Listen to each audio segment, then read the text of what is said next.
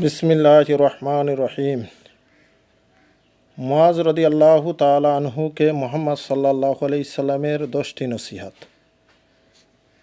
आन मुआज़ इब्ने जबल रदियल्लाहु ताला अन्हु क़ाल, मुआज़ इब्ने जबल रदियल्लाहु ताला अन्हु থেকে বর্ণিত তিনি বলেন, আউসানি রাসূলুল্লাহি সাল্লাল্লাহু আলাইহি ওয়াসাল্লামা বিআশরি কালিমাতিন, নবী করিম সাল্লাল্লাহু আলাইহি ওয়াসাল্লাম আমাকে 10টি কালিমার ব্যাপারে নসিহাত করিয়াছেন। ক্বালা, তিনি বলেন, লা তুশরিকু বিল্লাহি শাইয়্যা, যে মুহাম্মদ সাল্লাল্লাহু আলাইহি ওয়াসাল্লাম বলিয়াছেন, তিনের দ্বারা উদ্দেশ্য হলো মুহাম্মদ সাল্লাল্লাহু আলাইহি ওয়াসাল্লাম বলিয়াছেন যে তুমি আল্লাহ তাআলার সাথে কাউকে শরীক করবে না। ওয়াইং কুতিলতা, যদিও তোমাকে হত্যা করা হয়। আও হুররিকতা, যদিও তোমাকে আগুনে জ্বালিয়ে দেওয়া হয়।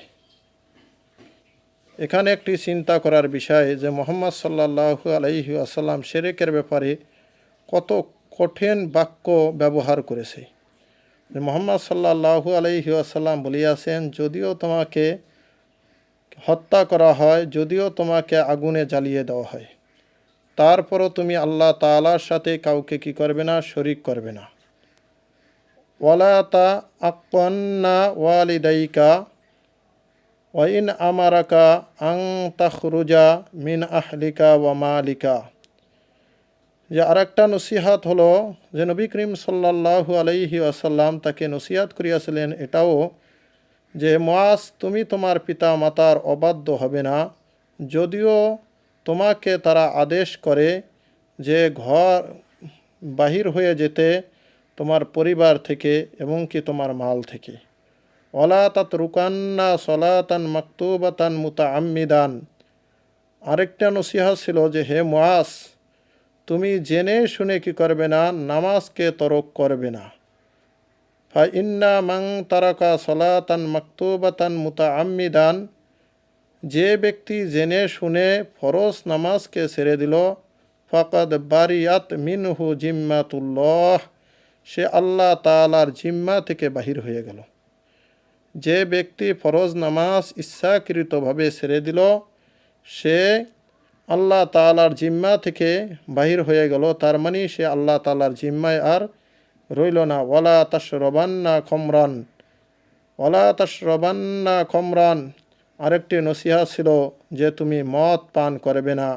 ফা ইন্নাহু রাসু কুল্লি ফাহিশাতিন, কেননা এই মদ পান করাই এটা সমস্ত ফায়সা কাজের মূল। ওয়া ইয়াকা ওয়াল মাসিয়াতা, তুমি গুনাহ করার থেকে বিরত থাকবে। ফা ইন্না বিল মাসিয়াতি, কেননা গুনাহ হাল্লাত সাকাতুল্লাহ, আল্লাহ তাআলার রাগকে বৃদ্ধি করে দেয়। ওয়া ইয়াকা ওয়াল ফিরারা মিনাজ জাহফি, আর তুমি যুদ্ধের ময়দান থেকে কি করবে না, পলায়ন করবে না। ওয়াইন হালাকান নাসু, যদিও সমস্ত মানুষ হালাক হয়ে যায়। ওয়াইন আসাবান নাসা মাউতুন, যদিও তোমার সঙ্গী সাথী যারা আছে তারা মৃত্যুবরণ করে। ফাসবুত, তুমি স্থির থাকবে।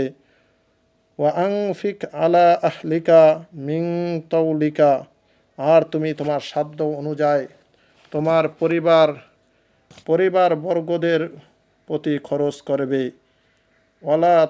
ওয়ালা তারফা আনহুম আসাকা আদাবান, আর কখনো তাদের উপর থেকে আদবের লাঠি উঠাবে না।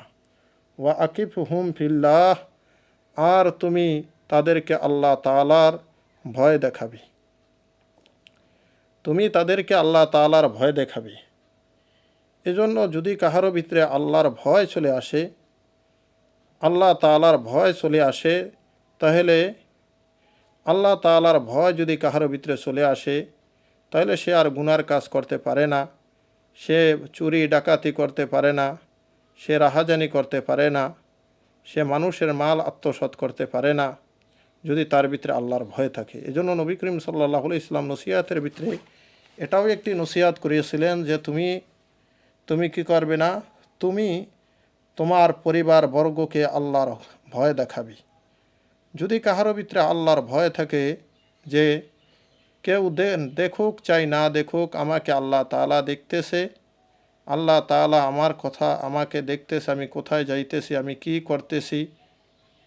তাই সে কি করবে না, তার গুনার কাজের থেকে সে কোনো গুনার কাজ করতে পারবে না।